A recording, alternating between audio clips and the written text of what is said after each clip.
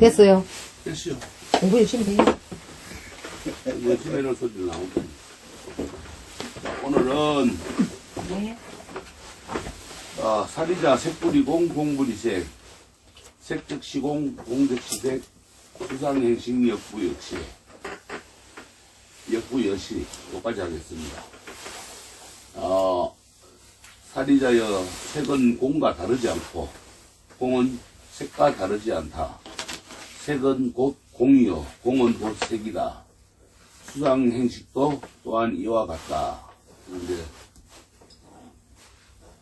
이야기를 할 수가 있는데, 이 말이 무슨 말인가 하니, 이제, 사리자여, 그리고 모든 사람들이요,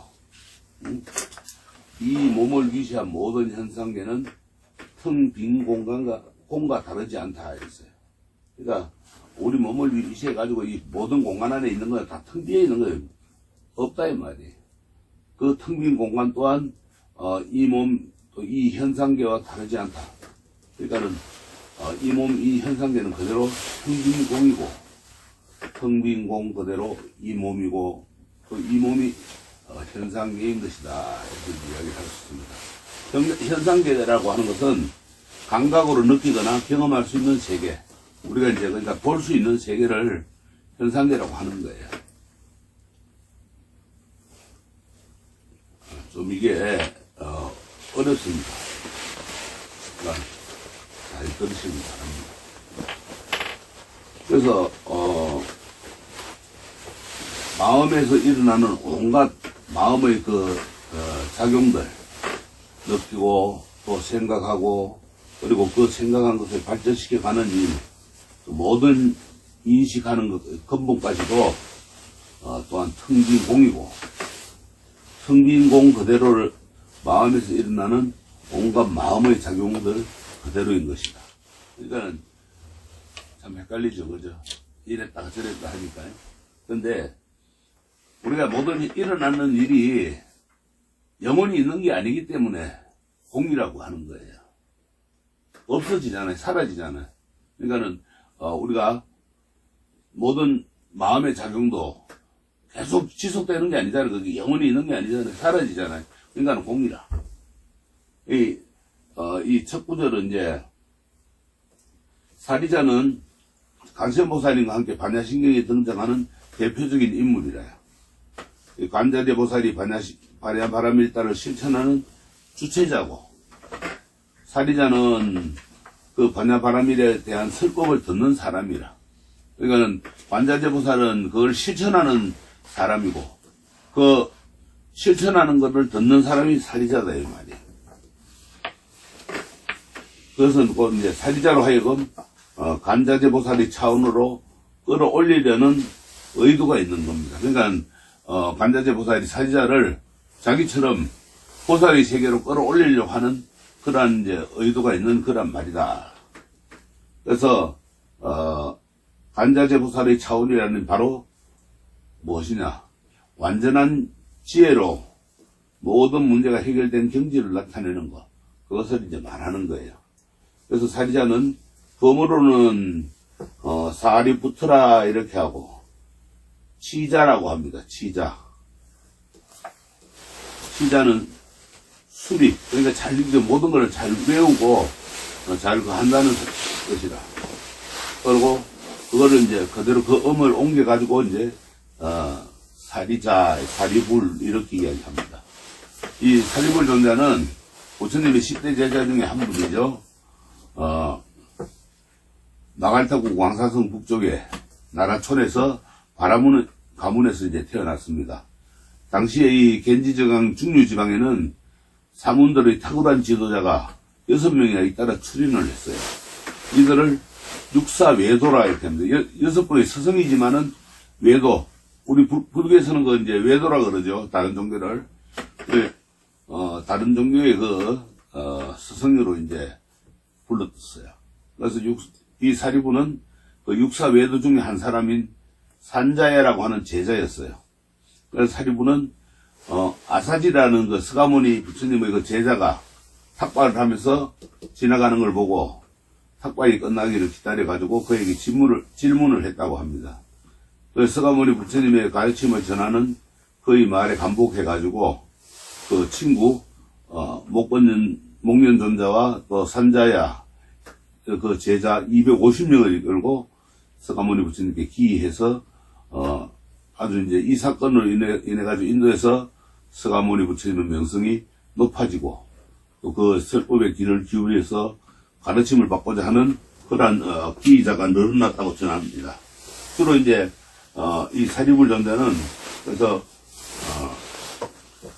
설법제의라 그러죠. 교화 활동에 종사했고 서가모니 부처님의 실질적인 그러한 이제 후계자로 여겨져서나 서가모니 부처님보다가 먼저 입적을 했어요. 먼저 열반에 드셨어요.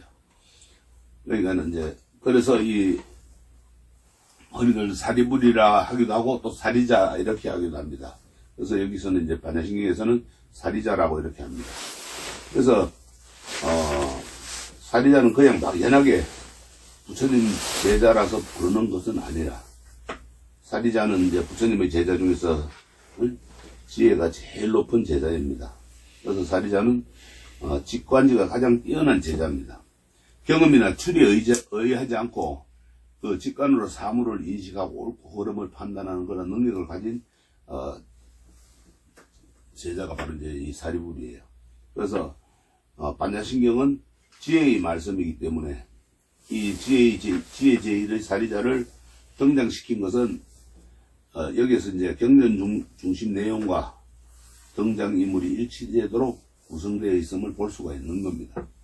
그래서 다음에 나오는 이제 색불이공 공불이색과 색즉시공 공즉시색은 이 앞에 이제 우리가 전 시간에 배운 조견오응계공의 내용과 연관지어 가지고 한 번 더 이제 부연해서 설명하는 그런 중요한 대목이라요.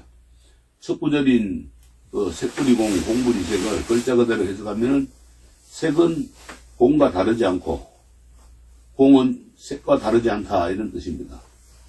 이게 무슨 뜻이냐면 이것은 우리가 현상계인 지금 우리 살고 있는 이 현상계인 색과 존재의 본질인 공과의 관계를 사상적으로 표현한 대목이라. 그래서 철학적 차원에서 볼 때 유한한 현상인 색과 무한의 본질인 공은 별개가 아닌 것을 말합니다. 그래서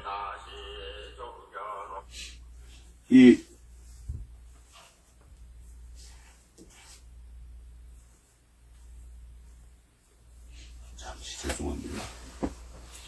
그래서 이제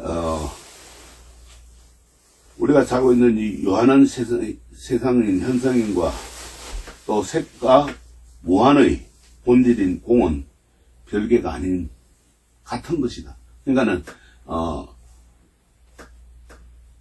색과 공은 둘이 아니고 하나다 이 말이에요. 그래서 본질은 하나인데 이제 그걸 우리가 눈에 보이는 것로만 현상계를 봤기 때문에 이제 그거를 색이라 그러고 또 보이지 않는 것은 공이라 이제 이렇게 했던 겁니다. 그래서 이 색은 온 가운데서 첫 번째에 해당되는 겁니다. 곧 육신에 대한 바른 견해가 우선되어야 함을 말하는 거예요. 우리의 몸과 텅 빈 것은 둘이 아니라 하나로 이해해야 한다는 그런 말이래요. 그래서 색이라는 것은 우리 몸을 구성하고 있는 지수화풍의 4가지 요소와 또 몸 밖에 그 보이는 현상의 일체를 구성하고 있는 지수화풍의 4가지를 함께 일컫는 말이라. 우리 몸에는 지수화풍은 어떻게 나타내요? 뼈 같은 거 이런 거는 우리가 지로 들어가고 또 우리 이제 몸을 움직일 수 있는 그 혈액은 혈액 고름 뭐 이런 것은 이제 수로 들어가고 그리고 우리 몸을 움직이는 이 기운 그 기운은 이제 화로 들어가고 그 다음에 풍은 이제 바람이죠. 우리가 숨 쉬는 거이 이것은 이제 지수화풍 4가지 요소로 이제 말하는데 우리가 밖에 보이는 일체의 모든 것도 또 지수화풍으로 나눠지는 거예요. 그래서 우리 몸이든 바깥 현상계이든 모두가 인연에 의해서 거짓 화합해가지고 잠깐 있는 듯 보이는 까닭에, 고정으로 변하지 않는 그러하는 것이 아니고, 실체가 없는 거라. 항상 고정불변, 변하지 않고 항상 있는 것이 아니고, 그것이 없는 거예요. 그러니까 우리가 헛것을 보는 거예요. 가상의 것을. 그래서 우리의 몸은 본질상으로 볼 때는 텅 비어 없는 것이다. 그렇잖아요. 우리 몸이 없다가 갑자기 생겨났고, 또 나중에는 없어지잖아요. 그래서, 색즉시공, 공즉시색은 색불이공, 공불이색과 같은 맥락에서 이제 이해할 수가 있는데, 그 뜻은 이제 색이 곧 공이고, 공이 곧 색이라는 말이 이제 있는데, 이것은 우리 눈에 보이는 현상인 색과 또 그 본질인 공에 대한 그 체험적 결과를 설명하는 거랑 구절이라. 이 색즉시공, 공즉시색, 색불이공, 공불이색은. 그래서 현상인 색과 본질인 공은 서로 상반적이고 상대적이고 또 동시에 상사적인 거라. 우리 생각에서 되는 거예요. 그래서 색과 공이 둘이 아니고 하나라고 하는 것은 인생과 우주를 더 넓게 바라볼 수 있는 유일한 겁니다. 그래서 색과 공의 관계는 물과 파도의 관계처럼 서로 분리될 수 없는 것입니다. 물이 공이라면은 파도는 색에 비유할 수 있는 거예요. 그래서 색불이공, 공불이색, 색즉시공, 공즉시색의 공식을 다른 비유로 대비를 시켜보면은, 예를 들어가지고, 하늘에 비유하면은, 하늘은 텅 빈 것이다. 그 텅 빈 것은 하늘의 구름과 또 별과 해와 다르지 않고 똑같다는 의미를 이해할 수 있습니다. 하늘이라면 우리가 이제 그렇게 볼 수 있다, 이 말이에요. 그렇잖아요. 그렇죠? 하늘에 생각하면은, 거기에는 구름도 있고, 별도 있고, 해도 있고, 달도 있고, 있단 말이에요. 이 텅 빈 공간 속에는 없는 듯 하지만은, 그 속에는 모든 것이 얽혀 있는 거예요. 낮에는 구름과 해가 있고, 밤에는 별과 달이 있고, 이렇게 서로 얽혀 있는 거예요. 그래서 공의 본질을 명확히 밝힌 이 대목은 현실에 있으면서 현실에 집착되지 않고, 또 현실에 집착되지 않으면서 현실을 중요하게 인식하는 메시지가 남긴 그런 구절입니다. 그러니까, 우리가 현실에 살고 있으면서 그 현실에 집착 안 해야 되는 거예요, 현실을. 근데 우리가 현실을 많이 집착하고 살죠. 그게 번뇌라. 그게 떠날리는 거예요. 그래서 단순하게 그 현실 부정이나 또 현실 집착이 아니라 현실을 살아가되 자유자재한 경지를 말하는 거예요. 그래서 이 색불이공, 공불이색의 색즉시공, 공즉시색의 공식은 다른 어떤 현상을 대입시켜도 모두 성립이 돼요. 어떻게 성립되느냐? 예를 들어 가지고 사랑의 감정을 대입을 시켜보면은 애불이공, 공불이애, 애즉시공, 공즉시애가 되는 거예요. 그러니까는 사랑하는 것은 곧 공이고 없는 것이고, 또 없는 것은 곧 사랑이 되고, 그죠? 없다가 또 일어나잖아요, 사랑이라는 게. 그 다음에 또 시간과 공간을 초월해가지고 또 사랑이라는 게 일어났다가 또 그 공즉시에 또 그렇게 공간을 초월해가지고 또 없어진다, 이 말이에요.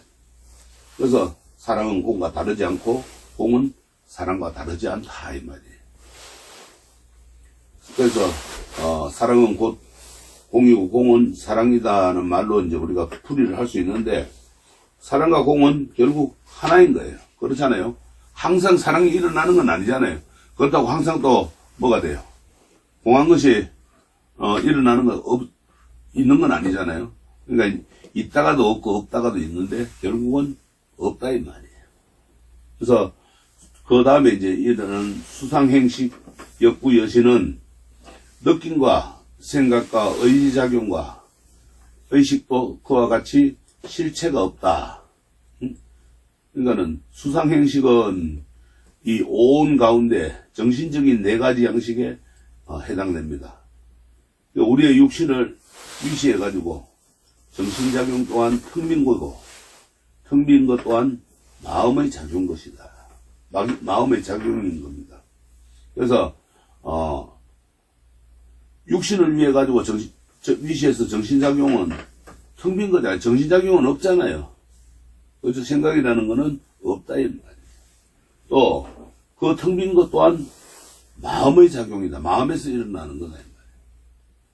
그래서 우리에게 일어나는 온갖 감정들은 수상행식의 영역 속에 모두 포함되어 있고, 잡다하게 일어나는 감정을 텅 빈 것으로 바라보는 거예요.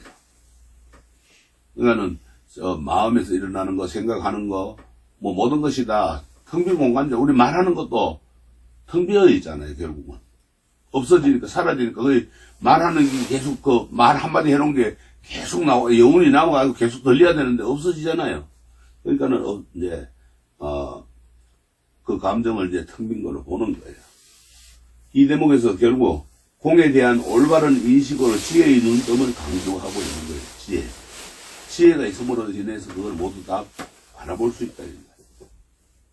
그래서 우리가 지혜의 눈만 뜬다면은 사물 하나하나 또 사건 하나하나가 그대로 진리가 될 수가 있는 거예요. 옛날 조사 스님들이 물 흐르는 소리에 깨달음을 얻고, 대나무 바람에 대나무 소리가 부딪히는 소리에 깨달음을 얻고, 아니면 누가 손뼉 치는 소리에 깨달음을 얻고, 뭐 하품하는 소리에 깨달음을 얻고 이러는데 다 이제 거기서 나오는 겁니다. 또 이 지혜라는 것은 그 어떤 상황도 극복할 수가 있어요. 지혜가 생기면. 우리가 지금 쉽게 말하면 도통해버리면은 그 어떤 상황도 다 견딜 수가 있는 거예요. 힘이 생기는 거예요. 그래서 성공적인 인생, 또 사람답게 살아가는 길이 바로 지혜에 있는 겁니다. 지혜가 생김으로 인해서 성공한 거예요. 깨달음을 얻었으니까 성공한 거 아닙니까? 그리고 사람답게 살아갈 수가 있는 거예요. 어리석은 짓을 범하지 않으니까. 그래서 지혜는 곧 모든 것을 텅 빈 것으로 보는 일입니다. 없다는 걸로 봐야 됩니다. 그래야만 지혜가 생기는 거예요. 근데 그 안에 자꾸 주다물려고 하니까 지혜가 안 생기는 거라. 번뇌망상만 자꾸 생기니까 지혜가 어떻게 들어와요? 들어올 수가 없죠. 그러니까 번뇌망상을 다 비워야 된다.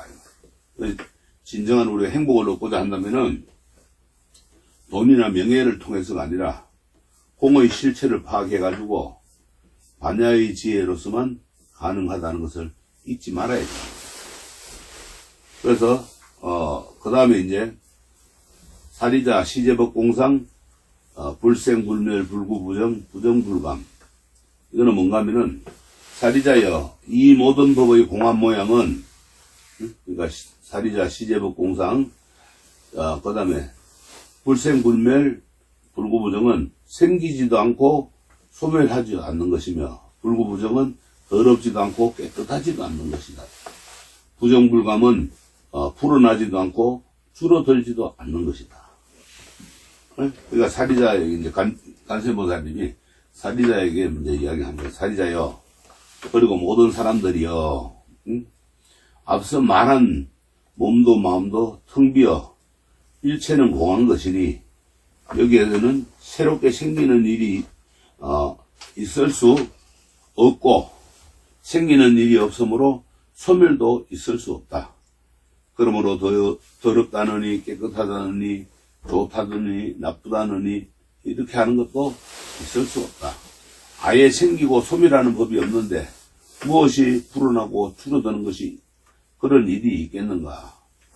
우리가 보아온 모든 불어나고 줄어들고 더럽고 깨끗하고 생기고 소멸하는 일체의 현상은 실은 환상인 것이다. 꿈인 것이다.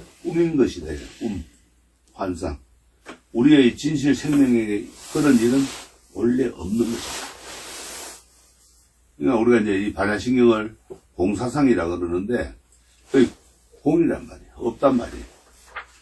이 대목은 이제 그 공에 대한 참모습을 밝히는 부분이라. 그래서 지혜제일 사리자를 불러가지고 주의를 환기시키면서 이 공에 관한 것을 설명하고 있는 겁니다. 제법이라고 하는 것은 이 현상계의 모든 존재를 말합니다. 제법 속에는 광물, 식물, 생물, 무생물을 비롯해가지고 인간까지 다 포함되는 겁니다. 그러니까 결국은 중생인 거예요. 중생을 뜻합니다. 그게 다 모든 게 포함되잖아요. 그래서 다시 말해가지고 형상을 가졌거나 또 자기 자신을 표현하고 있는 모든 것을 가리켜서 그렇게 제법이라고 하는데, 여기서 이제 법이란 진리라는 뜻보다는 그냥 일반적인 사물을 나타내는 말로 이제 받아들여야 합니다. 제법이라고 하면 법이 아니고, 우리가 말하는 법이 아니고 진리라는 게 아니고 일반 사물을 뜻하는 거예요. 그래서 제법의 본질이 곧 공상이라 없는 거예요. 그래서 이 제법은 공안 모양을 하고 있는 겁니다. 그래서 우리 현상계, 우리 이 살고 있는 모든 존재는 그 자체로서 본질적으로 텅 빈 것이다. 잠시 있다가 사라질 뿐이라, 그러니까 텅 비어 있는 거예요. 공의 본질 속에는 모든 것을 흡수함과 동시에 표상적으로 확산시키는 상반된 작용을 하고 있는 겁니다. 그래서 이 세상에서 존재하는 모든 현상의 공안 모습은 바로 다음 문제에 이어지는 불생불멸임의 불구부정이다. 또 그 다음에 부정불가입니다.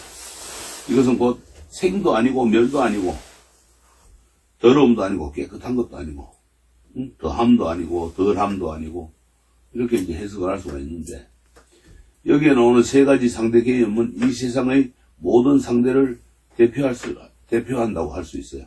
이 속에는 남녀간, 남과 북, 또 밤과 낮, 또 자와 우, 노, 소, 노사 등 이렇게 이제 늙은이와 어린이, 또 노동자와 기업자들, 이렇게 상대적 개념이 다 포함이 되는 거예요. 일체법이 존재하는 모양이 바로 공이기 때문에 생도 아니고 멸도 아니고 깨끗함도 아니고 더러움도 아니고 또 더하는 것도 아니고 더 빼는 것도 아니고, 그것이 바로 이제 우리가 불생불멸이고 불구부정이고 부정불감입니다. 그래서 우선 불생불멸을 보면은 현상계, 우리가 살고 있는 현상계 모든 존재는 본질에 있어서 태어나고 소멸하는 것이 없다는 겁니다. 이 말은 곧 모든 현상은 생할 수도 있고 멸할 수도 있다는 사실이고, 이면에 이제 그렇게 우리가 보면 됩니다. 왜냐하면은 본래 그것은 모든 것이 공이기 때문에. 그래서 곧 불생불멸은 다른 말로 역생역멸과 통하는 말입니다. 그래서 불교에서 불생불멸은 매우 중요하게 다뤄주고 있어요. 대승경전이 대표되는 가르침이라 불리는 함경이나 법화경, 반야신경에서는 공통적으로 존재의 실상에 대해서 밝히고 있는데, 함경에서는 일체법 불생, 일체법 불멸이라고 표현을 쓰고 있고, 이 말은 곧 모든 법은 생기지도 않고 없어지지도 않는다. 일체법은 불생, 생기지도 않고, 일체법 불멸, 멸하지도 않는다. 없어지지도 않는다. 그래서 법화경에서는 또 세간상 상주라는 표현을 쓰고 있는데, 이 말 또한 이 세상에 존재하는 모든 물체는 그 자체로 영원히 존재한다. 다시 말해가지고 현상계는 생기지만은 그 생기는 것도 없고 없어지지는 것도 없고 이 세상 안에 늘 그대로 있다는 그런 의미입니다. 그래서 반야신경의 제법 공상 불생불명도 같은 맥락에서 존재의 본질을 명확하게 밝히는 그런 대목입니다. 그래서 이 존재하는 것의 본질을 보다 잘 이해하기 위해서 현대과학의 이론을 도입해 볼 필요가 있는데, 과학에서는 물질에 대한 세 가지 해결하지 못하는 점을 말하고 있습니다. 첫째는 질량.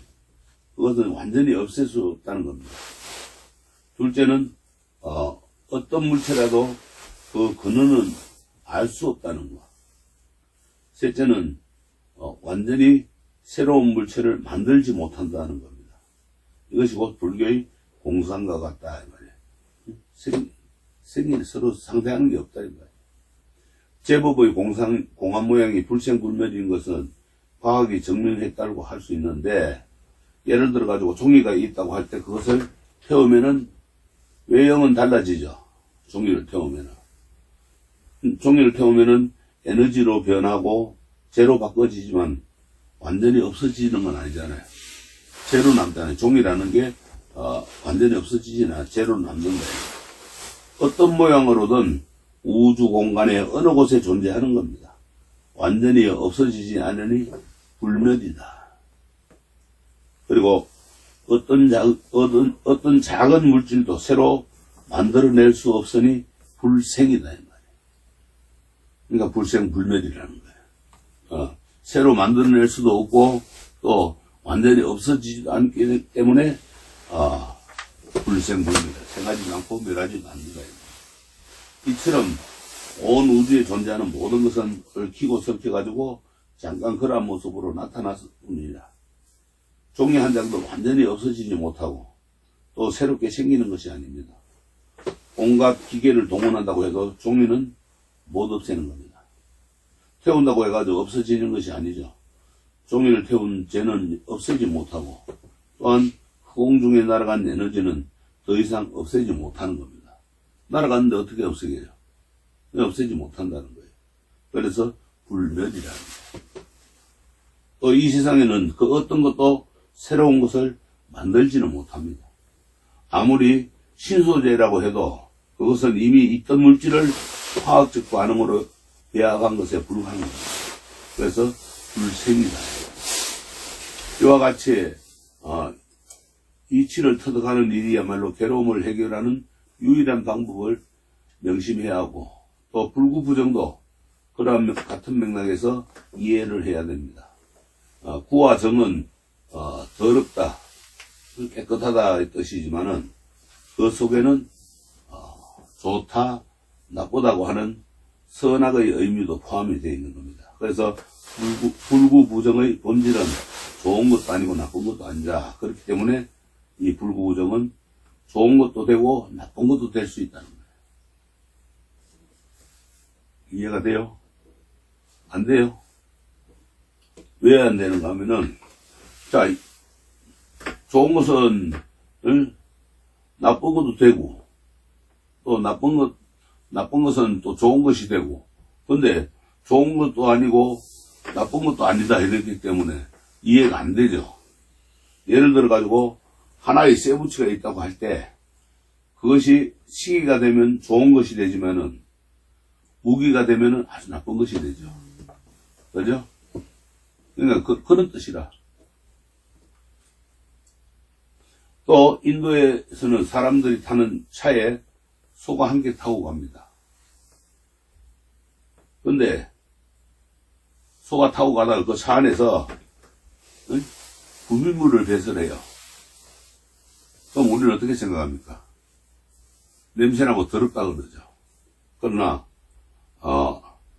인도 사람들은 그것이 더러운 것이라고 생각하지 않습니다. 자신의 인식에 따라 모든 것이 다르게 보이기 때문에. 우리가 이거 거름낼 때 어떤 사람들은 구수한 냄새 난다 그러고 어떤 사람들은 그냥 안 좋은 냄새 난다고 인상 찌그리죠. 그거 똑같은 거예요. 자신의 기준으로 보면 좋은 것도 있고 나쁜 것도 있지만은 다른 기준으로 보면 그렇지 않다는 겁니다. 그래서 불구부정이라는 거예요.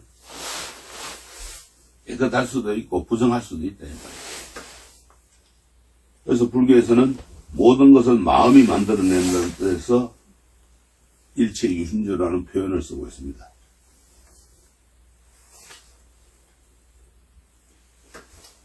마음의 본질이 텅 빈 것이므로 거기에서는 모든 것이 만들어지는 거예요.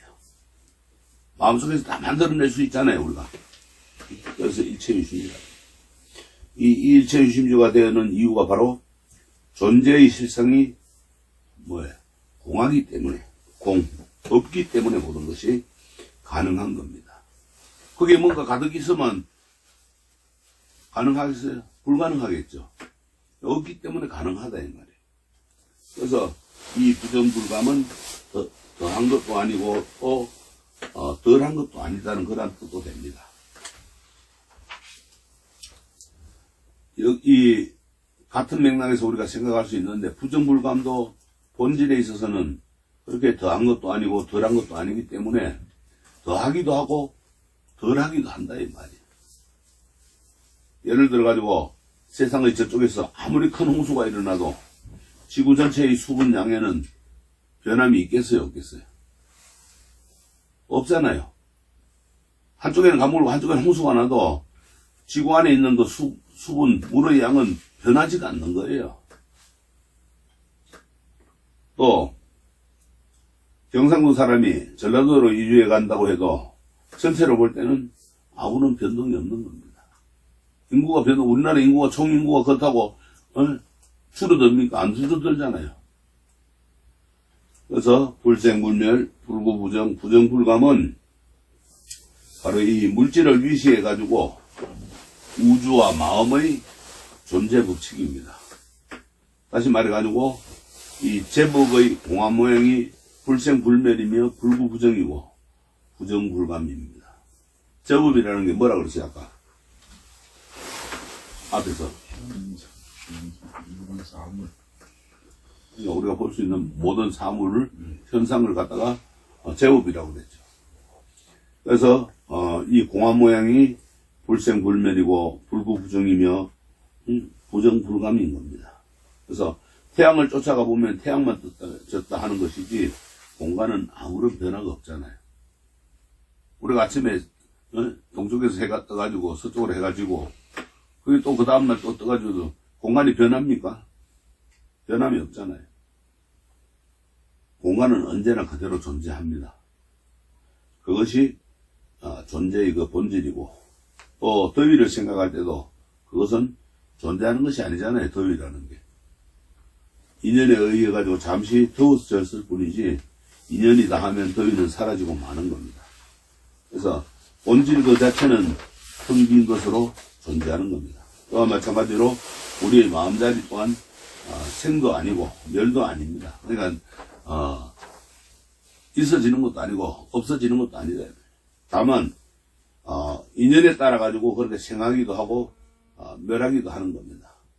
그래서 미운 생각, 또 고운 생각, 아픈 생각, 그리운 생각, 뭐 더러운 생각 등 시시각각으로 일어나는 우리 마음 자리를 추적해 보면은 그 근본 자리는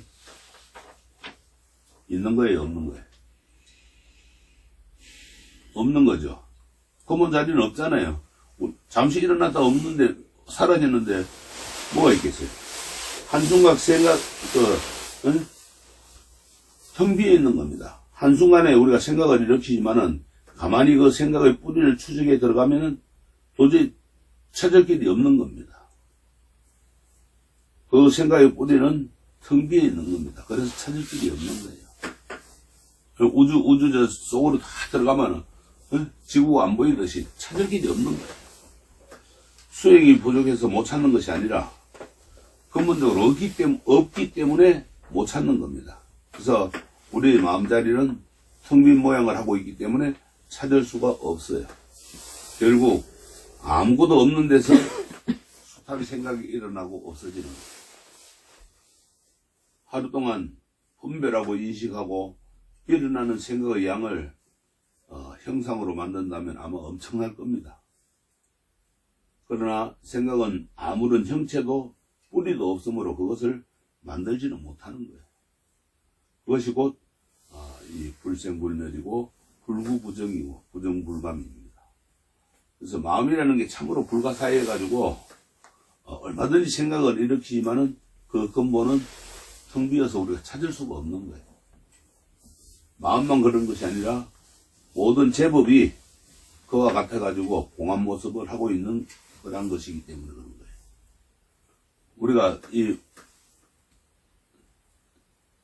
지구 자체가 다 공한 거예요. 그래서 공의 실상을 파악하는 실마리가 되는 거란 중요한 우리가 대목이 바로 불생불멸, 불구부정, 부정불감이라. 자신의 입장만을 고집할 때 생이 있고 멸이 있는 것이지, 상대의 입장에서 보면은 뭐 생도 없고 멸도 없는 거예요. 내 혼자 고집하니까 생이 있고 또 없다고 고집하니까 없는 것이지, 남이 보면 생도 멸도 없는 거예요. 그래서 우리가 결국 우리 현상계의 본질이 공하다는 것은 뭐예요? 불변의 법칙이다, 이 말이에요. 그 다음에 시고 공중무색 무수상행식. 이러한 까닭에, 시고 이러한 까닭에 공에는 색이 없으며 수상행식도 없다. 지혜의 눈으로 바라보면은 우리의 진실 생명에는 온갖 문제투성이고, 우리 온갖 몸이 문제투성인 이 몸과 또 일체 현상과 그에 따른 인간의 숱한 감정들은 텅 비어서 아무것도 없는 것이다 이랬어요. 무수상행식 없다 이 말이에요. 그래서 여기서는 앞에서 설명한 이 오온계공과 같은 맥락에서 이해할 수 있는데, 오온이라고 하는 것은 색수상행식, 이것이 공하기 때문에 이 색수상행식은 없는 겁니다. 색은 곧 몸이고 수상행식은 정신작용을 말합니다. 그래서 색수상행식은 우리의 몸과 마음이 되는 거예요. 그래서 오온 중에서 색만 존재하면 그것은 시체에 불과하는 거예요.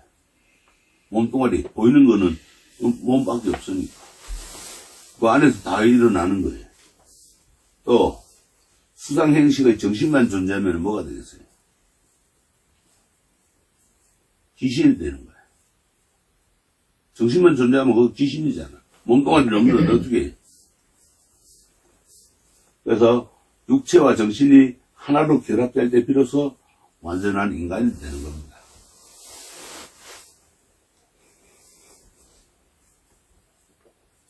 이처럼 인간의 몸과 마음이 분리될 수 있는 것도 오온 개공이 가능하기 때문입니다.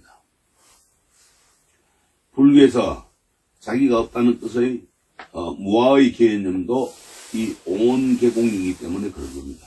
그래서 앞에서 이제 여러 번 설명했듯이 색은 인간의 육신을 위시해가지고 모든 물질적인 것을 통틀어 말합니다. 거기 색이라.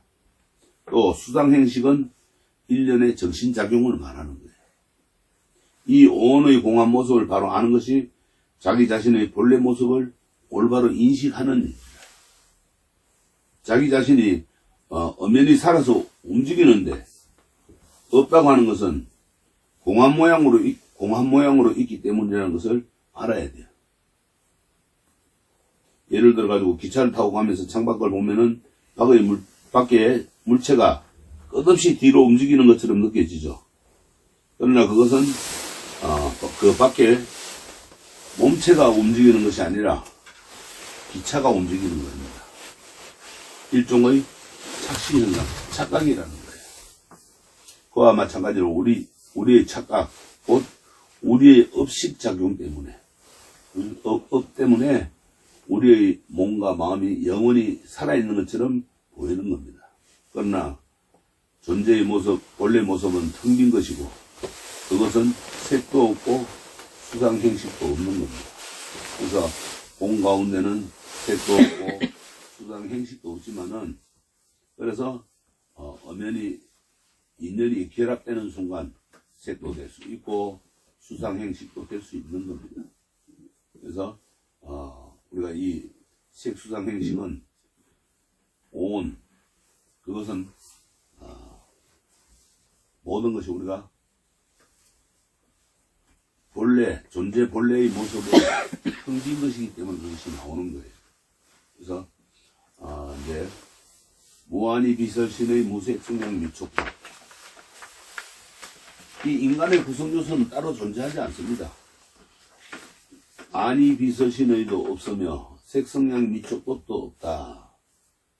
즉 우리들이 나라라고 하는 것은 결국 눈과 귀와 코와 혀와 몸과 생각뿐이라. 그러나 지혜의 눈으로 나의 실상을 바라보았을 때 우리가 그동안 이 나라고 하는 생각했던 그 눈, 귀, 코, 혀, 몸 생각이 모두 텅 비어서 아무것도 없는 것입니다. 뿐만 아니라 우리가 그 눈, 귀, 코, 혀, 몸 생각들이 대상이 되는 물질, 또 소리, 향기, 맛, 촉감, 그리고 의식, 법 또한 텅 비어서 아무것도 없다 이 말이에요.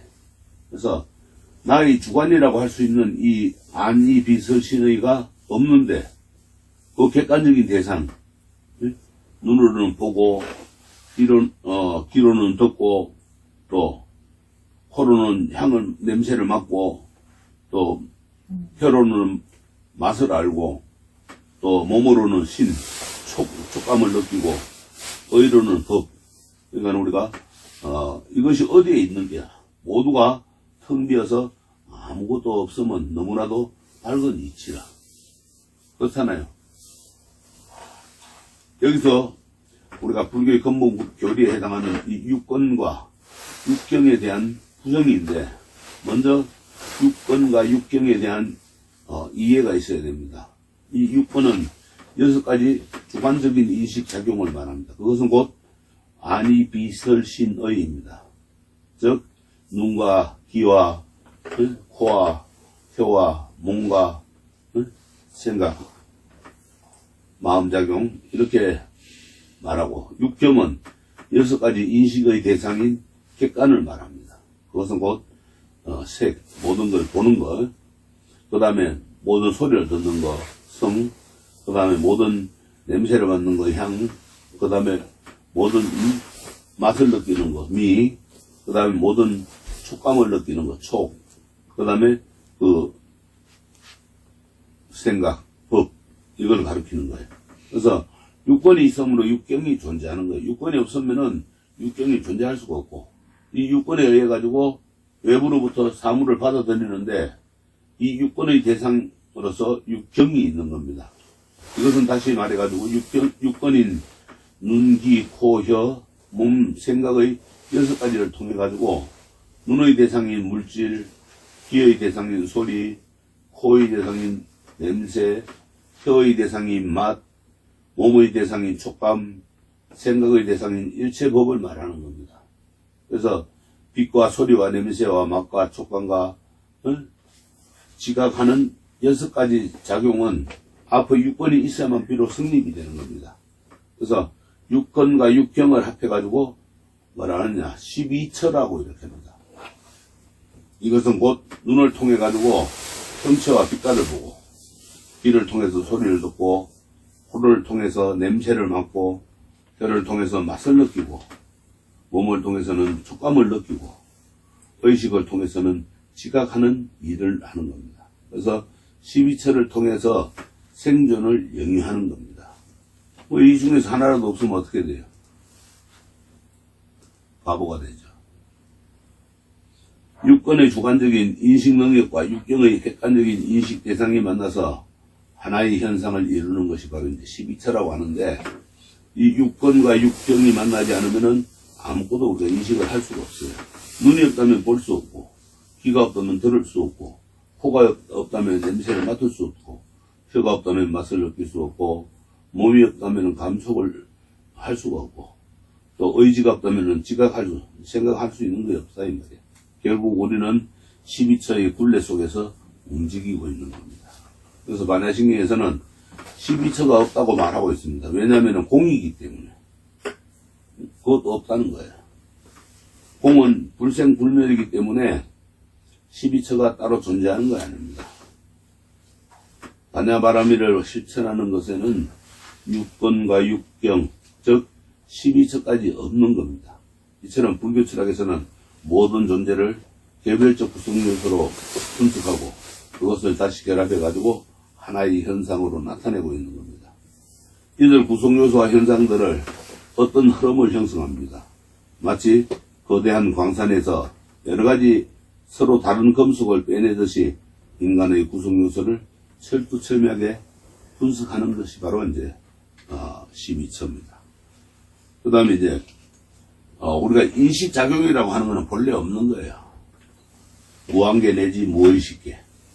눈의 세계도 없고 내지 의식의 세계까지 없다고 그랬어요. 눈으로 보는 세계도 없고 또 의식의 세계, 생각하는 것 세계도 없다 이거. 눈과 눈의 대상이 물질과 그 사이에서 일어나는 인식의 작용, 이것을 합해서 눈의 세계라고 하는데, 이 눈을 중심으로 해서 벌어지는 모든 세계는 지혜의 눈으로 조명해 보면은 텅 비어서 아무것도 없는 겁니다. 이와 같이 귀의 세계, 코의 세계, 혀의 세계, 몸의 세계, 뜻의 세계까지도 역시 텅 비어서 아무것도 없는 겁니다.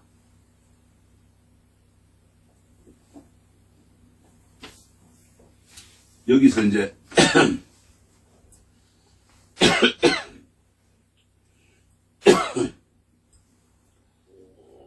18개를 부정을 말하고 있습니다. 18개의 부정을.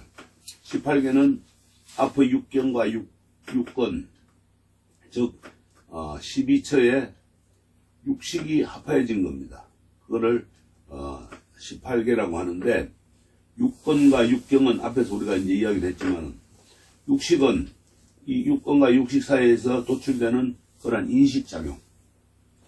눈으로 색을 보아서 식별하는 것이 안식계고, 귀로 소리를 듣고 식별하는 것이 이식계고, 코로 냄새를 맡고 식별하는 것이 바로 미식계고, 혀로 맛을 보고 식별하는 것이 설식계고, 몸으로 촉감을 느끼고 식별하는 것이 신식계고, 의지로 지각을 느끼고 식별하는 것이 의식계다 말이에요.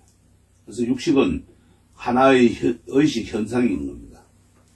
이런 의식의 형태는 일반적인 수준 존재의 차원에서 가능하고, 보다 높은 무색계의 차원에서는 이러한 감각의식들이 서서히 소멸되어 갑니다.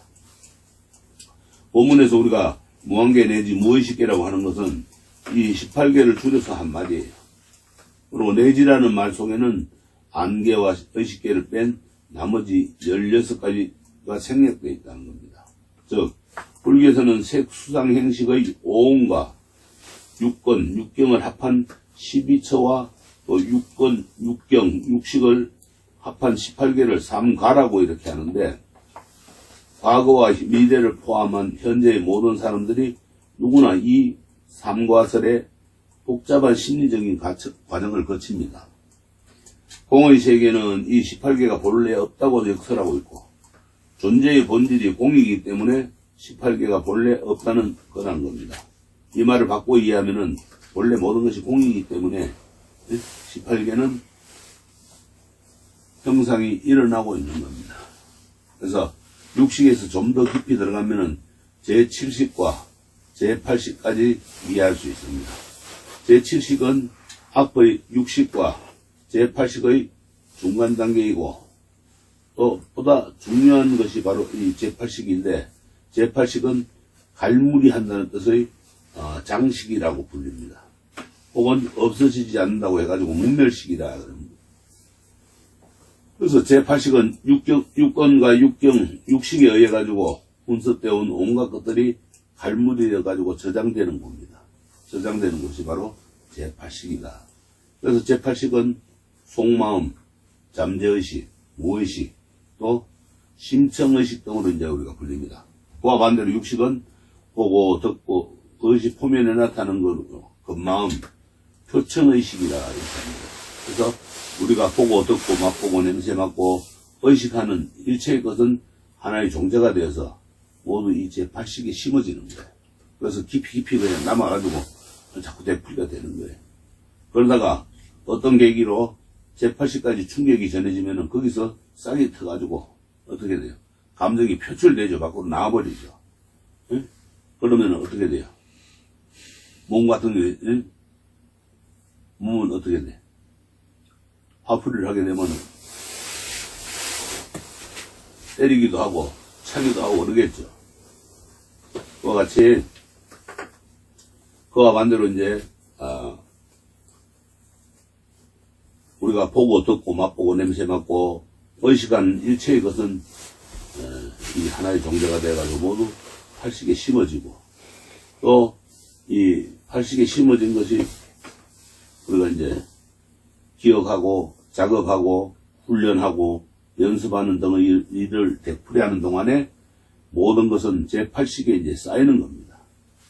이를테면 우리가 복덕을 짓는 것도 제8식에 모두 갈물이 됩니다. 쌓이게 됩니다. 공부를 열심히 하는 것도 하나의 종자가 되어가지고 제8식에 심어집니다.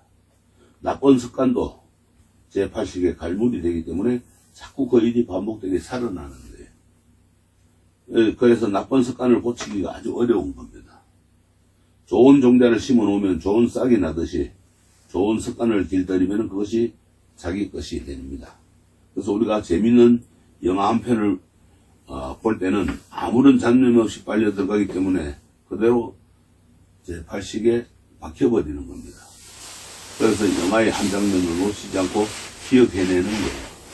거의 반대로 공부할 때는 온갖 잡념을 다 일으키기 때문에 그런 뒤엉킨 상태로 갈무리 되면 좋은 종자가 심어지지 못하는 겁니다.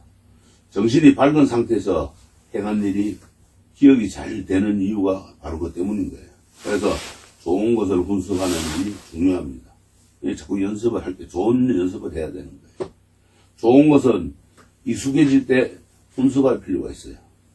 좋은 것이 익숙해질 때 자꾸 연습을 해야 되지. 나쁜 게 익숙해질 때 연습하면 자꾸 나쁜 것이 일어나는 겁니다.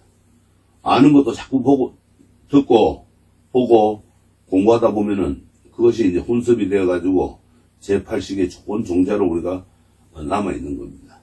그래서 악한 지식과 악한 아랫말이라는 뜻으로 악지 악각이라는 말이 있습니다.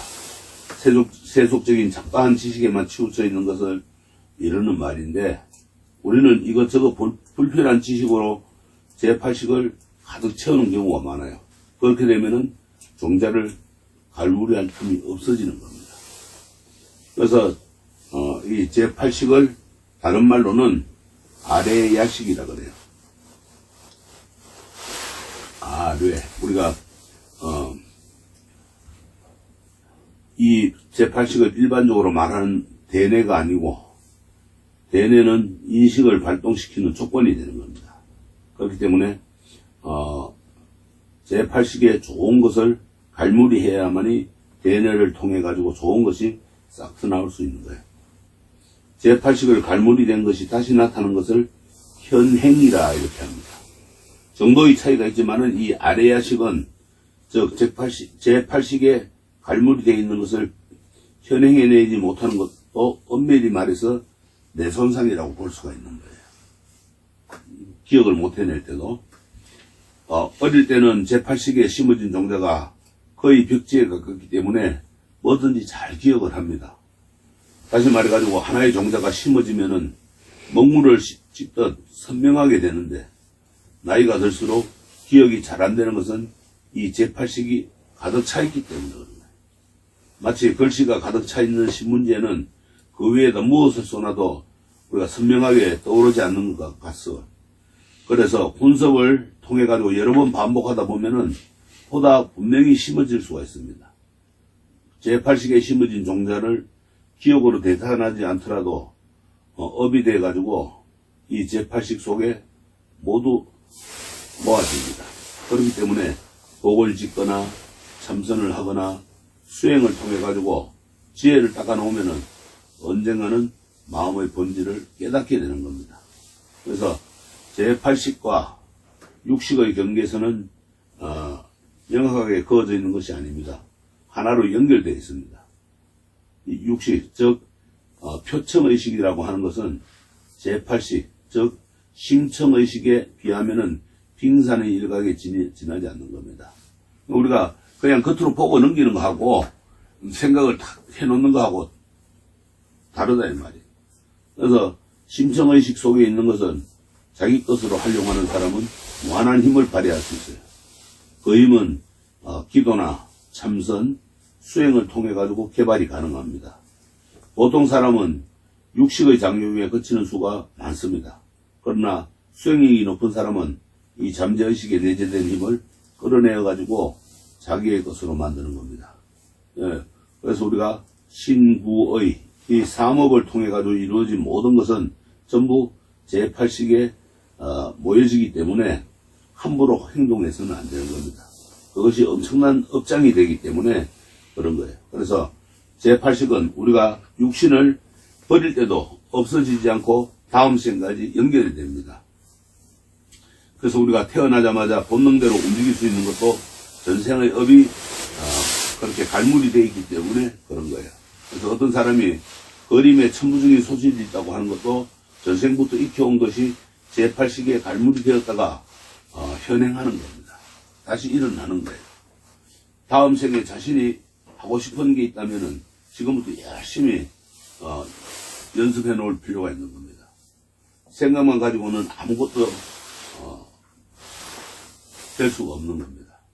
그래서 신구의 삼업을 통해 끊임없는 노력을 기울일 때 그것이 저축되고 꽃피고 열매 맺을 수 있는 겁니다. 그래서 불교에서 나이를 따지지 않고 항상 젊게 살 것을 강조하는 이유가 바로 여기에 있는 겁니다. 제8식에 갈무리 된 것은 인연을 만나면 언젠가는 우미 돋게 마련이고 자기 자신이 하고 싶은 일이 있으면 바로 시작해야 합니다. 그 순간이 바로 출발점이고 가을에 추수를 하려면 봄에 씨를 뿌려야 하듯이 검색에 닦이지 않으면 결코 거둘 수가 없는 겁니다. 그래서 제8식은 대단히 중요한 부분이므로 우리가 꼭 기억해가지고 이해하고 있어야 됩니다. 다시 이제 우리가 본론으로 들어가서 반야식리에서 육근과 육경과 육식, 즉 이 12처와 18개를 모두 무라고 하여서 부정했습니다. 그것은 바로 공이기 때문에 무이고, 그래서 무에서 또 유가 가능한 겁니다. 여기서 말하는 무는 현재 존재하는 본질을 공으로 바로 인식하는 것을 말하고, 또 반야식리에서 공의 도리를 밝힌 것은 결국 그 무엇이든 다 될 수 있다는 겁니다. 그래서 공이기 때문에 연기가 가능한 겁니다. 예를 들어 가지고 종이 한 장의 존재 법칙이 공이기 때문에 종이를 접어서 학도 만들 수 있고 종이로 불쏘시개를 할 수 있는 겁니다. 종이가 종이로만 고정되어 있다면 다른 아무것도 될 수 없는 거예요. 종이 한 장으로 깨달을 수도 있는 겁니다. 종이 한 장 때문에 큰 싸움이 일어날 수도 있는 겁니다. 종이 한 장이 내포한 가능성은 무한하다고 할 수 있습니다. 공의 입장에서 말하는 무가 단순히 없는 것이라면 공부할 필요도 없고 더 이상 노력할 필요도 없을 겁니다. 그러나 무는 그런 의미가 아닙니다. 공덕을 닦으면 공덕의 그 제8식 속에 스며들어서 우리 일어나는 현행하는 겁니다. 또 지혜를 닦으면 지혜의 눈이 열려서 열려지는 거고, 무의 의미를 잘못 인식하게 되면은 부정적인 것으로 오해하기 쉽습니다. 그래서 흔히 우리가 뭐라 그래요? 인생 무상이나 허물을 생각하고 비관에 빠질 수가 있습니다. 그러나 본질적으로 무는 그와 동떨어진 의미를 갖고 있습니다. 이 무라는 것은 부정 속에 있는 강한 긍정이 숨어 있다는 것을 알아야 돼요. 그래서 무의 철학 속에는 인생을 비관적으로 살아갈 것이 아니라 보다 적극적으로 활기차게 살아가는 가르침이 있습니다. 그러다 보면 무에서 모든 것이 유로 창조되잖아요. 이루어지잖아요. 만약 지혜를 닦아도 열리지 않는다면 그것은 완공이라 그럽니다. 죽은 공이 되는 거예요. 반야식리에서 말하는 무는 죽은 것이 아니라 항상 살아서 움직이는 겁니다. 그것은 이 연기의 법칙과 연결되어 있어요. 이 세상의 모든 현상은 똑같은 이치로 모두 설명을 할 수가 있어요. 이것이 바로 공의 이치며 연기의 법칙입니다. 예를 들어 가지고 우리가 공부를 하면은 할수록 공부가 자꾸 쌓이고 공덕을 지으면 지을수록 복덕을 누리는 이유가 바로 이 공과 연기의 법칙 때문입니다. 그래서 공은 연기와 불가분의 관계가 있는 거예요. 아무도 없다가 있게 되고 있다가도 없어지게 되는 이유도 그 존재의 실상이 공이고, 그래서 연기의 법칙이 가능하기 때문에 그렇게 되는 겁니다. 결국 모든 현상은 연기의 측면에서 생성되고 변화하고 발전하고 소멸하는 과정을 거치게 되는 겁니다. 그도 우리가 이야기하지만은 존재의 본질은 바로 이 공입니다. 그래서 존재의 양상은 연기의 법칙에 의해서 또 존재하게 됩니다. 다시 말해서 본질이 공이라면은 현상은 연기인 겁니다. 모든 현상의 이해는 연기가 그 핵심인 겁니다. 왜냐하면은 본질이 공이기 때문에 이 세상에서 일어나는 모든 현상은 연기의 법칙으로 다 풀어지게 되어 있습니다. 이 연기의 법칙이라든가 12인연법이라든가 모든 것은 우리가 기초교리에서 했는데 그걸 한 번씩 이제 되새겨 볼 필요가 있습니다.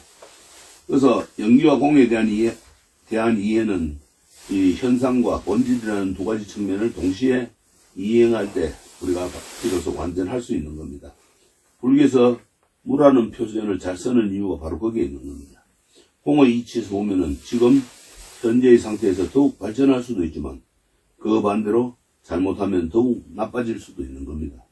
그래서 공에 대한 철저한 간조로서 지혜를 얻어가지고 성공적인 삶, 행복한 삶을 누리는 것이 반야신경의 진정한 가르침입니다. 본질의 공이라는 그 사실은 바로 지혜로서 문제를 풀어나가는 그런 열쇠가 되기 때문에 모든 것을 그래서 마음먹는 그 순간이 시작인 겁니다. 여기서 이제 무무명, 영무명진, 내지문오사, 영문오사진 이 말은 무명도 없으며 또한 무명이 다한 것도 없고 내지노사와 내지노와 사도 없으며 또 노와 사가 다함도 없다. 지혜의 눈으로 우리가 볼 때 모든 것은 텅 비어 있는 것이고 인간의 생성과 소멸의 모든 과정 또한 텅 비어 있는 겁니다. 그래서 무명이 없으면은 무명의 다함도 없는 거예요. 또 행과 식과 명색과 유김과 촉과 수와 애와 치와 유와 생과 노와 사가 없으면은 그것들이 다함도 없다는 거예요. 그래서 인간이 태어나가지고 성장하고 늙어 죽어가는 모든 과정이 텅 비어 아무것도 없는 반야의 도리에서 일체가 없는 것이다. 그리고 그 모든 과정이 다 하고 끝남도 텅 비어서 아무것도 없는 것이다. 이거예요. 우리가 연가 전에 이제 할 때도 이 반야신경을 독송하는 거는 그 실체가 없기 때문에 다 모든 거를 버리고 바르게 그냥 가라는 것입니다.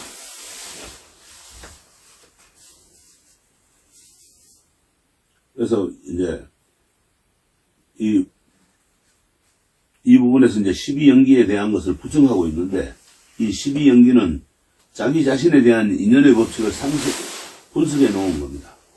그래서 여기서 이제 내지라는 말로서 그 하나하나의 항목을 모두 생략해 놓았는데 이 세상에는 많은 인연이 있습니다.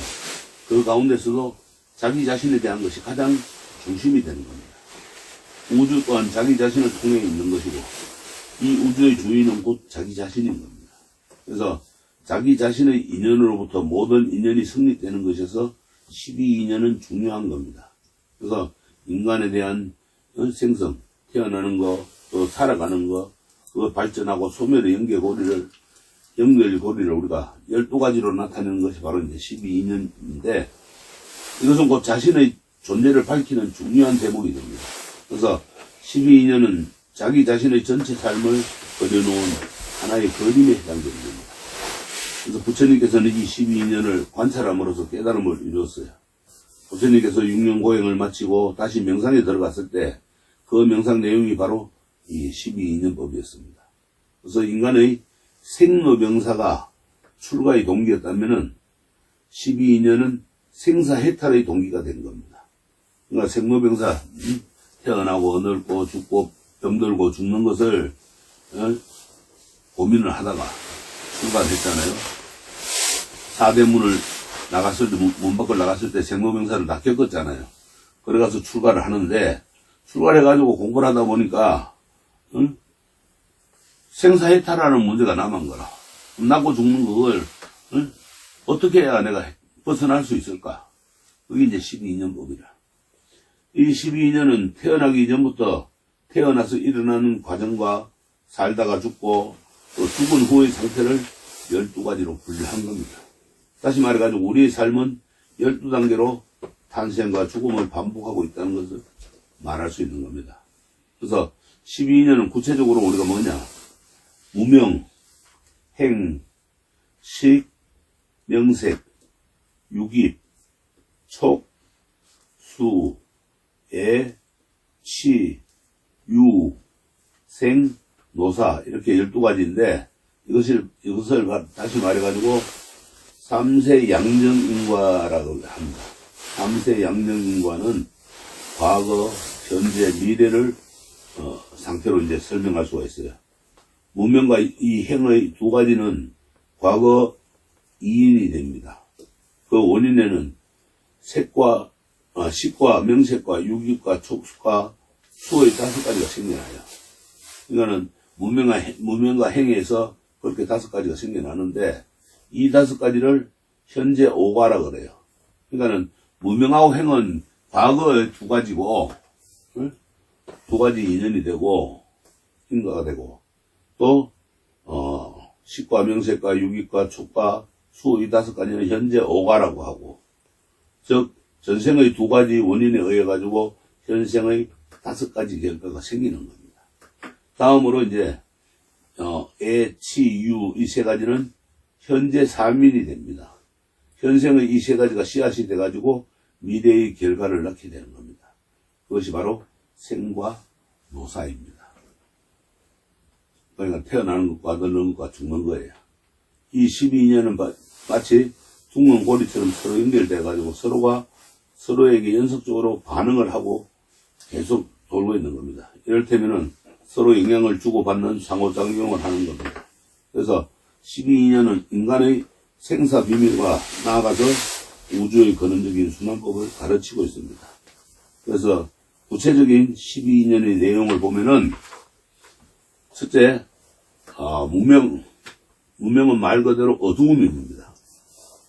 이 밝지 않은 무명 때문에 나고 죽는 윤회의 수레바퀴를 되풀이하여 굴리고 있는 겁니다. 무명은 곧 중생의 생존 형태를 나타내는 말이기 때문에 흔히 근본무명이라고 합니다. 근본무명.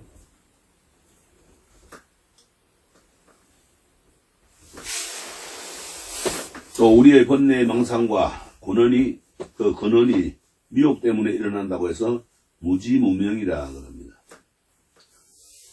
무명은 정신작용의 기초가 가장 초기 단계입니다. 곧 제8시기에 남아있는 정신세계를 가지고 이제 무명이라 그러는 거예요. 그래서 이 무명은 어머니 뱃속에 들어가기 이전의 상태, 깨달음을 얻고 나면 무명의 세계가 깨어진다는 거예요. 다시 태어나지 않는, 윤회를 하지 않는다 이 말이에요. 그 다음에 둘째 행은 어두운 정신세계에서 무엇인가 요동하면서 움직이기 시작하는 단계를 말합니다. 다시 말해가지고 이 행은 잠재적인 무의식력이고 충동력이라. 그래서 이제 무명이 행으로 변하는 거예요. 셋째 식은 무엇인가를 분별하는 인식작용을 말합니다. 새로운 생을 시작하겠다고 사고를 이제 시작하는 순간이라. 과거의 행에 의해 가지고 인간 존재의 첫걸음을 내밀게 되는 의식작용을 말하는데, 식의 상태에서는 이미 어머니 뱃속에 들어간 거란 때로 볼 수가 있습니다. 그래서 이제 우리가 육건이 생기는 거예요. 뱃속에서. 넷째 명색. 명색은 어머니 뱃속에 들어가서 받는 온, 즉 몸과 마음을 말합니다. 이 단계에서는 막연하게 정신적인 면과 육체적인 면으로 나눠집니다. 다섯째 유깁은 육처라고 하는데, 육처는 안이비설신의 육건이 형성되는 시기를 말합니다. 다시 말해가지고 어머니 뱃속에서 여러가지 기관들이 형성되는 것입니다. 이때부터 외부의 자극이 들어온다고 해도 유깁이라고 하는 것입니다. 경전에서는 어머니의 태내에서 제5주 정도가 되면 여러 근육이 완성된다 이렇게 말합니다. 여섯째, 촉은 외부의 세계와 접촉하는 시기입니다. 일반적으로 촉의 시기에는 느낌만 있을 뿐이지 느낌을 식별하는 기능은 없다고 말합니다. 그래서 촉은 태어나서 느끼는 단순한 인식작용입니다. 이 단계에서는 촉을 통해 가지고 무엇인가를 감지하는 거예요. 일곱째는 수는 감정을 감수하고 또 인상을 느끼는 능력이 발동되는 시기입니다. 그래서 수는 육입에서 한 걸음 더 나아가가지고 분별하여 받아들이는 단계입니다. 예를 들면 싫은 것은 배척하고 좋은 것은 받아들이는 현상을 보이는 것이 수의 단계입니다. 그래서 여덟째는 애는 애착심을 느끼는 단계입니다. 애착심은 애착하는 대상을 계속 진행시키려는 성질을 갖고 있어요. 그래서 이성을 느끼는 감정이 바로 애의 단계입니다. 이를테면 사랑하는 것은 계속 이어지기를 바라는 마음이 생기는 게 바로 애입니다. 아홉째 치는 쉽게 말해가지고 사랑하는 감정이 일어나면 그것을 끝까지 가지려고 하는 마음을 말합니다. 즉 자기가 원하는 것이나 좋아하는 것은 가지고 또 그런 행동을 말하고 치는 곧 집착을 의미하기도 합니다. 또 치는 적성에 맞는 일을 찾는 경우도 이에 해당됩니다. 그 밖에 직업을 가지거나 명예나 물질, 사람, 돈 등을 가지려는 마음 또한 이 치에 해당합니다. 그 다음에 10번째는 유는 앞에서 이제 애와 치를 바탕으로 해가지고 형성된 존재입니다. 또는 한번 치한 것은 자기 것으로 하려는 소유욕을 말하기도 합니다. 그래서 애와 치를 바탕으로 해가지고 여기서 여러 가지 업을 만들어가는 과정이 되고 있습니다. 그래서 11번째 이제 생은 태어나는 겁니다. 애와 치가 바탕이 된 존재가 삶을 시작하는 거예요. 또 12번째 노사는 살아가다가 늙고 죽는 것을 말합니다. 즉 늙고 병들어가 죽음에 이르는 실존의 형태를 말하는 거예요. 이와 같은 12갈래의 생존 양상은 이중적인 구조를 갖고 있습니다. 무명과 행의 과거 원인 때문에 식과 명색과 육입과 촉과 수의 현재 결과가 나타나고 또 그 5가지 원인 때문에 애와 치와 유의 미래가 생겨나는 겁니다. 그래서 이 애와 치와 유의 미래가 원인이 되어가지고 생과 노사의 결과가 또 생겨나는 거예요. 나고 죽는 걸 되풀이하게 됩니다.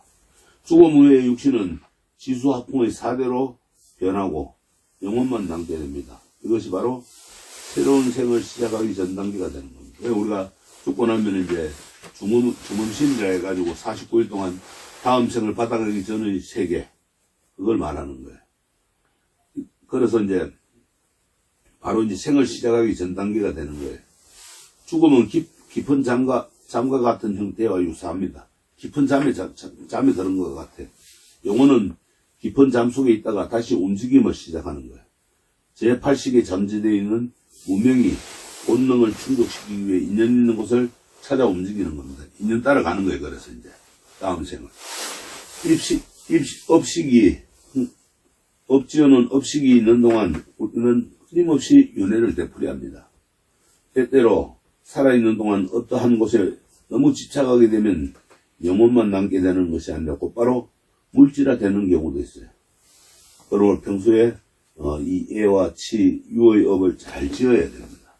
생선 싼 종이는 생선이 없어지도 오랫동안 비린내 풍기게 되고 반대로 향을 쌓던 종이는 끝끝내 향기를 풍기게 됩니다. 그와 마찬가지로 자기 자신의 인연을 어떻게 가꾸느냐에 따라서 그 사람의 인생은 달라지게 됩니다. 둥근 고리 모양의 순환관계를 가진 12인연은 그 어떤 것도 시작이 될 수 있어요. 반드시 문명이 첫 시작이 되어야 하는 것은 아닙니다. 노사가 끝이라고 할 수도 없어요. 불교에서 근본적으로 나이를 인정하지 않는 이유가 거기에 있는 겁니다. 언제든지 자기가 마음먹은 그 순간이 시작인 겁니다. 시작과 끝이 분명히 있는 것이 아니기 때문에 현재 자기가 행하는 업은 미래에 영향을 미치게 되는 겁니다. 그래서 우리가 마음먹고 시작하는 그 순간이 출발점입니다. 나이를 나태하거나 포기하려는 사람은 불교의 근본을 모르는 사람입니다. 불교를 제대로 아는 사람은 우리의 인생이 일직선으로 시작과 끝이 분명히 있다고 믿지 않습니다. 그래서 우리의 인생이 둥근고리처럼 연결되어서 끝낼 수도 없고 머물 수도 없다는 사실을 알아야 되고 그러한 이치를 안다면은 아는 순간부터 계속 자기 발전을 위해 정진하고 보다 나은 꿈과 희망과 기대와 포부를 갖고 활기차게 살아가야 합니다. 그것이 곧 불교를 배우는 보람입니다. 우리가 원을 세운다 그러죠. 그렇게 새로운 생을 살아가게 되는 거예요. 그래서 12인연의 이치는 모든 사물의 인연을 대표할 수 있다고 합니다. 그래서 12인연의 이치를 관찰함으로써 자기 자신의 본질은 우주의 모든 이치도 한꺼번에 깨달을 수 있는 겁니다. 그래서 부처님께서는 보리수 아래서 이 12인연을 관하신 겁니다. 인간의 모든 본질을 거울 들여보듯이 한이 깨달은 겁니다. 그래서 12인연을 통해 가지고 현상과 내면의 세계를 빠짐없이 정리해 나간 겁니다. 그래서 자기 자신에 대한 문제 해결은 곧 우주 질서 전체를 하나로 보게 됩니다. 반야신경에서는 그러한 12인연도 모두 텅 빈 것으로 봐 무라고 표현한 겁니다. 그래서 인간의 존재 방식을 부정하는 것이 아니라 텅 빈 것이기 때문입니다. 그래서 그것은 없기도 하고 있기도 한 겁니다. 있다는 것은 인연에 의해 잠깐 나타난 겁니다. 또한 그것은 영원히 있는 것이 아니기 때문에 없기도 한 겁니다. 없는 것기도 합니다. 반야신경에 나오는 우리 무의 개념은 있다는 것의 부정이고 또한 없다는 것의 부정입니다. 그래서 있기도 하며 없기도 한 것입니다. 그래서 우리가 영무명진에서는 무명이 다한 것까지도 없다고 말하고 있습니다. 12년의 하나하나를 관찰해 보니까 무명이 다 끝나가지고 무명의 바닥이 드러났는데 그마저 없다는 거예요. 그래서 이 영무노사진에서는 노사가 다 한 것까지 없다고 하는 겁니다. 이 말은 결국 12년에 매달려 있지 말라는 거예요. 12년이 텅 비어서 무의 상태가 되는 것까지 깨달아야 확연히 깨닫게 되는 겁니다. 결국 반야신경에서는 이 12년마저 무로 돌려버리는 그러한 차원이다. 그래서 흔히 반야신경은 선사상과 아주 접목이 잘 된다고 말합니다. 우리가 해결할 수 없는 것은 없는 고통이라는 건 없습니다. 다 해결이 됩니다. 고통이 해결 안 되는 게 없다. 그게 이제 무고진멸도다. 고와 직과 멸과 도도 없다. 지혜의 눈으로 우리 인생을 관찰해 볼 때 삶의 근본이라고 하는 몸과 마음은 텅 비어서 아무것도 없는데 그 몸과 마음을 의지하여 일어나는 온갖 고통은 아예 있을 수 없다. 따라서 그 고의 원인도 고가 소멸된 경지도 고를 소멸하는 방법도 있을 수 없다 이 말이에요. 여기에서 우리가 고집열도도 사성제를 부정하는 대목입니다. 사성제는 불교의 중요한 근본 교리인데 부처님께서는 성도의 맨 처음으로 오랜 세월에 걸쳐서 이 사성제를 설했습니다. 첫째 항목인 고제는 우리 인생은 괴로움으로 충만해 있다는 거란 개념입니다. 불교에서는 고에서 출발한다고 해도 과언이 아닐 만큼 고의 인식은 중요한 겁니다. 그래서 고의 대표는 뭐예요? 괴로움. 생로병사의 사고이죠. 생로병사는 누구나 겪는 피할 수 없는 고통입니다. 태어나서 늙고 병들고 죽는 과정, 이것은 누구나 다 겪는 일입니다. 그렇기 때문에 생로병사의 이 사고에 관해서는 체념에 버릴 수가 많습니다. 그래서 기본적인 사고에 다시 4가지 고통을 더하면 활고라고 하죠. 그 생로병사의 4가지는 더하면은 애별리고, 원정해고, 부덕부고, 오온성고고 이렇게 해서 팔고라 그러는데 여기서 이제 애별리고는 사랑하는 사람이나 사랑하는 것과 헤어짐으로써 괴로운 것을 말합니다. 여기서 사랑하는 것은 자기가 좋아하는 것을 모두 포함한 겁니다. 예를 들어 가지고 자신은 대통령이 좋은데 그것을 내놓아야 하는 경우도 바로 이 애별리고입니다. 자신이 예측하는 모든 것이 자기 자신과 벌어지는 상황이 되면 고통스럽죠. 그래서 인간은 애착심이 강함으로 이 애별리고를 우사고 중 첫째에 둔 겁니다. 첫 번째 앞에 사고에서 그 다음에 바로 5번째 둔 이유가 바로 그 뜻이는 애착심이 강하기 때문에 그랬던 거예요. 그 다음에 둘째 원정해고는 자기가 싫어하는 것과 만나서 괴로운 걸 말합니다. 미운 사람과 함께 있거나 만나게 되면 괴롭죠. 또 원정해고는 사람의 관계뿐만 아니라 넓은 의미로 자기가 하기 싫은 일을 하는 것도 여기에 해당되는 거예요. 예를 들어서 자기는 반장이 하기 싫은데 기어이 맡아 하는 경우도 바로 이 원정해고입니다. 세 번째, 구부득고는 자기가 구하고자 하는데 얻어지지 않는 데서 오는 괴로움을 말합니다. 그래서 구부득고는 자신이 필요한 일들을 이루어지지 않는 상황은 모두 여기에 해당되는 거예요. 예를 들어 가지고 자녀를 좋은 대학에 보내고 싶은데 뜻대로 안 되고, 또 좋은 데 시집장가를 보내고 싶어도 그게 뜻대로 되지 않는 거, 공부한 것을 잃어버리지 않았으면 좋겠는데 뜻대로 되지 않고 자꾸 잊어버린다든가, 이 모든 것이 구부득고라. 넷째, 오온성고는 인간의 몸과 마음을 구성하는 이 오치온, 이게 바로 이제 괴로움의 그 자체란 뜻입니다. 영혼이 내 뜻대로 젊고 건강하게 자기 자신을 유지하려 해도 부서지는 속성을 지닌 오치온의 나이기 때문에 존재 자체가 괴롭다는 겁니다. 그래서 이렇게 8가지 고통 이외에도 고의 범주는 상당히 많습니다. 우리 주위에서 일어나는 각가지 문제는 모두 고의 범주에 들어갑니다. 크게 국가 문제에서부터 작게는 개인 문제에 이르기까지 그 범위는 아주 넓습니다. 그래서 사성제의 두 번째 항목인 집재는 그 고의 원인이 되는 겁니다. 다시 말해서 집은 집 때문에 이 고가 생기는 겁니다. 집착이죠. 그 집은 모인다는 뜻입니다. 모인다는 것은 곧 관계를 맺는다는 뜻이라. 세상의 모든 문제를 모여있기 때문에 발생하는 거예요. 이 세상에 독립되어 있는 것은 아무것도 없습니다. 노사의 문제, 또 노와 사가 모여있기 때문에 문제가 생기는 거예요. 두 손바닥이 만나야 소리가 나듯이 하나만 있으면 아무런 문제가 생기지 않습니다. 예를 들어 가지고 우리가 부부 간에도 약속을 지키지 않으면 괴롭습니다. 그것은 부부가 모여 관계를 맺고 있기 때문입니다. 자기 자신과 관계가 없다면 아무런 괴로움도 발생하지 않는 겁니다. 그래서 우리의 육신이 병들어 가지고 괴로운 것도 이 지수와 풍의 4대가 결합해 있기 때문에 그렇게 생깁니다. 육신은 하나로 독립되어 있는 것처럼 보이지만 실은 많은 세포가 결합되어 있죠. 세포가 관계에서 떨어지려고 하는 것이 병으로 나타나는 겁니다. 떨어지면 병이 되는 거예요. 이처럼 고의 원인은 모여서 관계를 맺는 것을 출발함을 이해해야 합니다. 그래서 고의 원인이 집에 대한 명확한 이해는 고를 제거하는 방법이 될 수 있습니다. 그래서 사성제의 세 번째 항목인 멸제는 괴로움이 소멸되는 것을 말하는데 모든 인간 행위의 목적은 이고덕락이 있다고 말합니다. 즉 고통을 떠나 즐거움을 얻는 일은 불교의 목적이라 모든 종교가 지향하는 거란 목표이죠. 여기서 멸은 한순간 작은 문제가 해결된 차원이 아닙니다.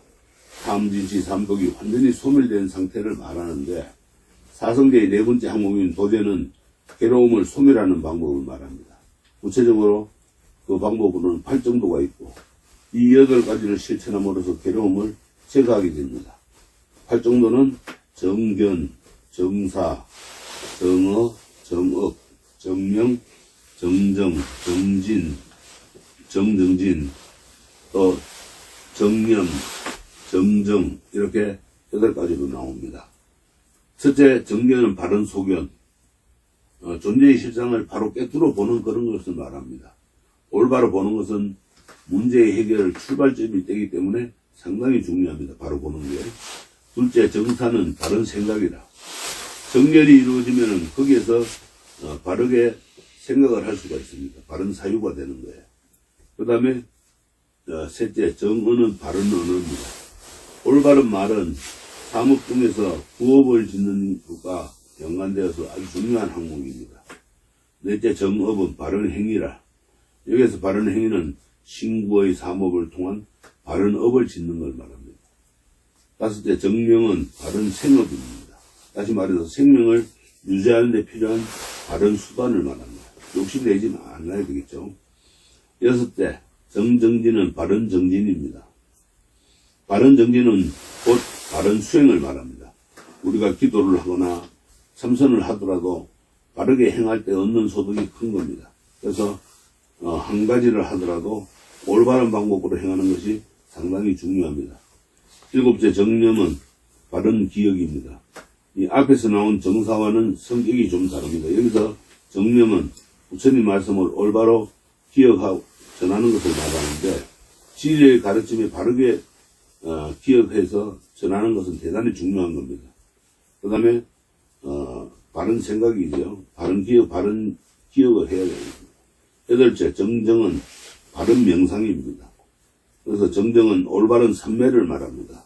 앞의 7가지가 실천에 옮겨질 때 이루어지는 최상의 단계입니다. 그래서 우리가 이 8가지를 잘 행할 때 이제 이 세상에 널려 있고 많은 고통들을 소멸하는 데 있어서 가장 올바른 길입니다. 그래서 8정도를 실천 수행함으로써 괴로움을 근본적으로 제거할 수 있는 겁니다. 그런데 반야심경에서는 사성제를 또 무라고 했어요. 없다고 했습니다. 왜냐하면 사성제의 근본을 따져서 분석해 보면 그 근원이 공이기 때문에 무고진멸도인 겁니다. 고진멸도가 없다면 그래서 무고진멸도인 겁니다. 사성제의 가르침이 아무리 좋은 것이라 하더라도 그 본질은 공이기에 무인 겁니다. 여기서도 결국 존재의 실상을 바로 보라는 겁니다. 이 오온계공님으로 호도 없고 자기 자신이 있다고 하는 데서 호가 생기는 것이지, 자기 자신이 없다고 하면은 호도 없는 겁니다. 오온계공 도일체고에, 즉 일체의 모든 고통을 모두 건너가버렸기 때문에 무고진멸도입니다. 이 오온계공 도일체국이 없어졌던 거예요. 그래서 여기서는 사성제를 있는 것으로만 볼 것이 아니고 한 차원을 달리 해가지고 그것 또한 텅 빈 것으로 바라보는 겁니다. 결국 사성제에서조차 매달리지 말라는 거예요. 부처님께서는 이 고진멸도의 사성제를 수없이 이야기를 해놨습니다. 그러나 반야심경에서는 한순간에 무라고 표현하고 있는 거예요. 그것은 곧 차원을 달리하는 그런 경지입니다. 이런 경지를 뛰어넘을 때 공부의 진척이 있는 겁니다.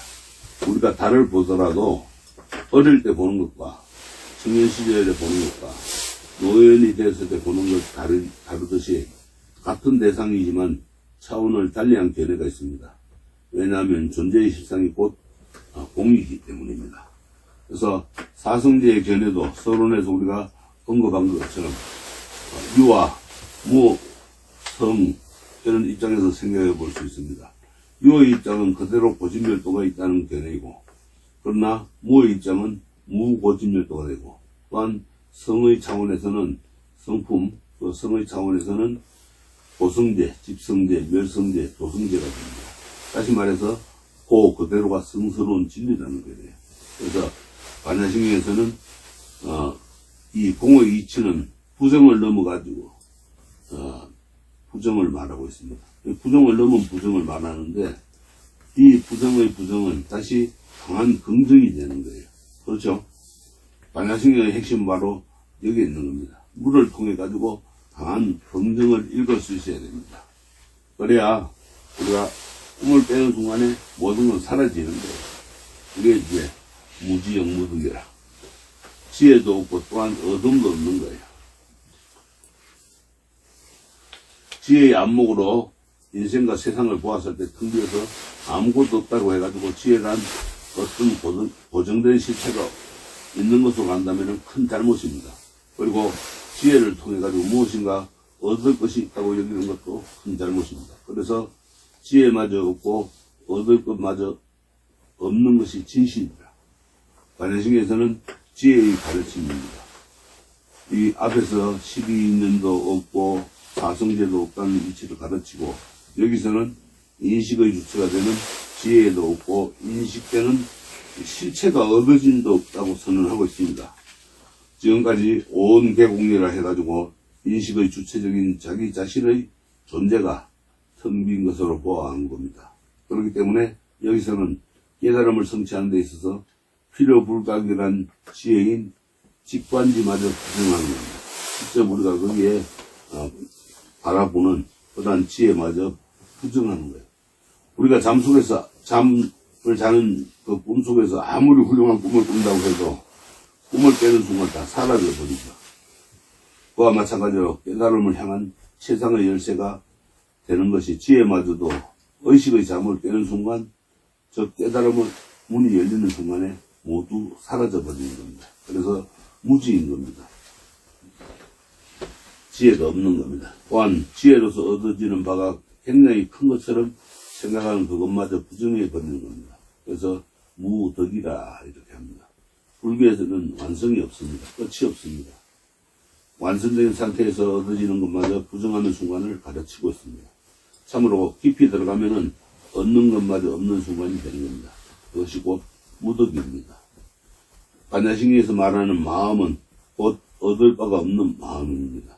다시 말해가지고 집착되지 않는 마음을 통해서 오히려 무한의 얻어짐이 있음을 잊어서는 안 됩니다. 그래서 우리가 집착하지 않는 마음, 그것이 참 중요한데 그걸 가진다는 것이 우리가